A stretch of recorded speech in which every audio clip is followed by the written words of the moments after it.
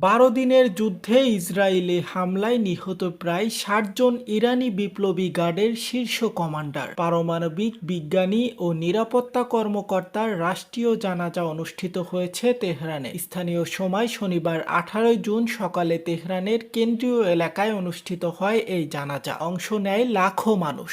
এছাড়াও দেশটির রাষ্ট্রীয় টেলিভিশনে সরাসরি সম্প্রসারিত জানাজায় দেখা যায় কালো পোশাক পরা শোক পালনকারী ইরানের পতাকা ও নিহতদের ছবি হাতে নিয়ে শোক প্রকাশ করছে। সকাল 8টায় শুরু হয় সমাধি প্রক্রিয়া। আজাদি স্ট্রিট দিয়ে ট্রাকে করে নিয়ে যাওয়া হয় কফিনগুলো, যেগুলো ঢাকা ছিল ইরানের পতাকায়। কফিনে দেখা যায় নিহতদের ইউনিফর্ম পরিহিত প্রতিকৃতি। উক্ত জানাজায় নিহতদের মধ্যে ছিল 4 জন নারী ও 4 জন শিশু। পুরো জানাজা জুড়ে ধ্বনিত হয় মার্কিন ও যুক্তরাষ্ট্র ইসরায়েলের অভিশাপের স্লোগান। ইসরায়েল ও যুক্তরাষ্ট্রের পারমাণবিক হামলার বিরুদ্ধে এই জানাজা হয়ে উঠেছিল এক জাতীয় শোক ও প্রতিরোধ বার্তা।